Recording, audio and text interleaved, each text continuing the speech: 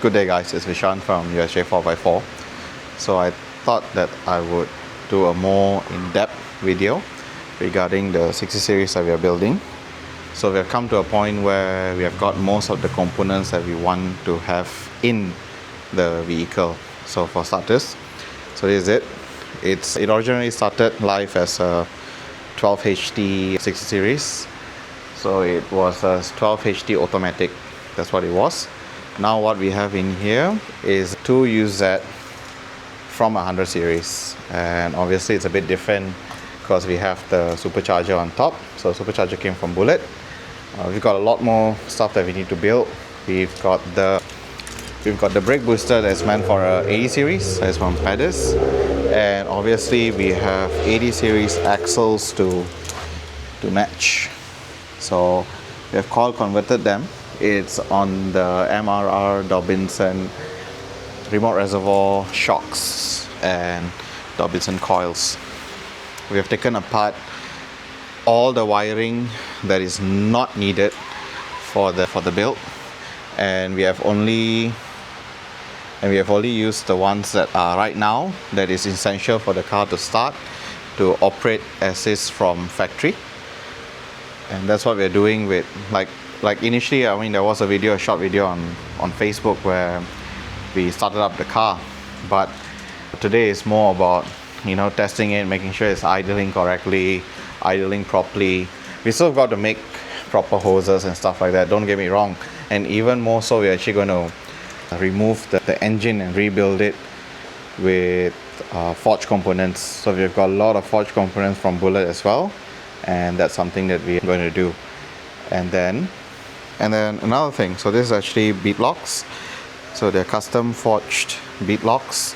We got the offset made it's just so right for the vehicle. And then I have at the back, we're building a custom bumper with the tire carrier. So we have sort of a crush bar built into it.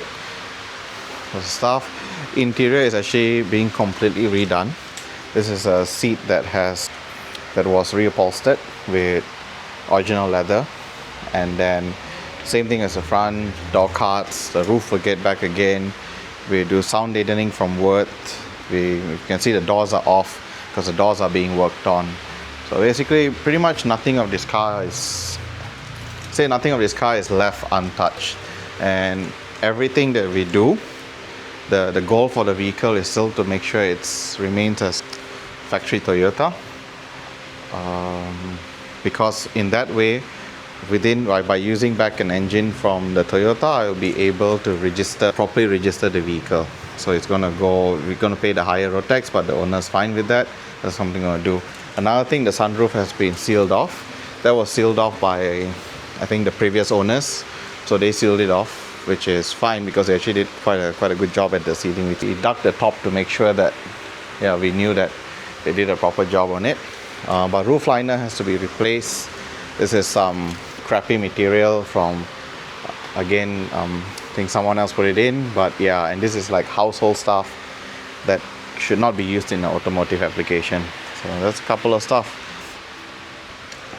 Yeah, I think the next is we're going to start it up, listen to her, see how it is, and then switch through the gears. So when we first initially started up, it wasn't firing well, and we also didn't get the gears to shift. So yeah, so right now we're going to start it up and see how it goes and I'll take it from there. Right. So I've got Akyong with me. He's the mastermind behind all this wiring stuff that goes on. I'm surprised he's not shorted out yet, but he does have his days.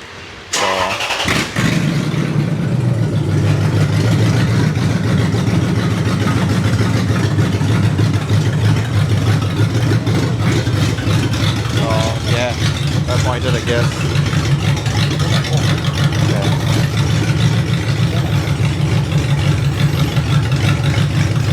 Oh, so it's on 4-wheel now. Okay. So does the center diff lock work?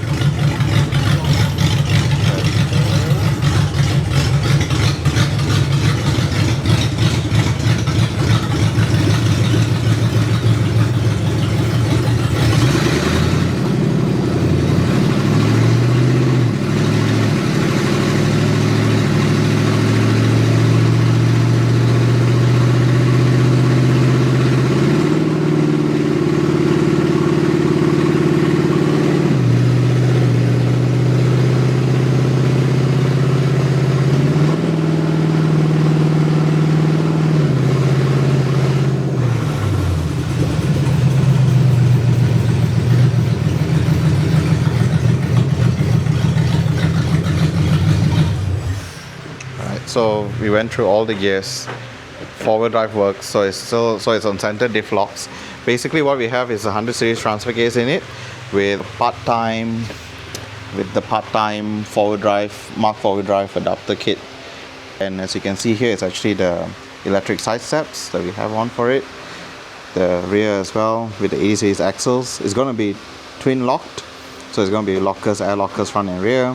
It's going to be ratioed. Right now it's still on the factory ratio, but it changes, it goes through all the gears. And OD works as well. Yep, OD works. So we basically have all. But anyhow, when we got the half cut, we knew the alternator wasn't working, but we have one, the higher amp one ready. So now we're going to put that in, make sure that operates well. After that, we're going to start, making up whatever bracketry that we need to make, getting the hoses all done right. We've got to put in a lot of switch panel stuff.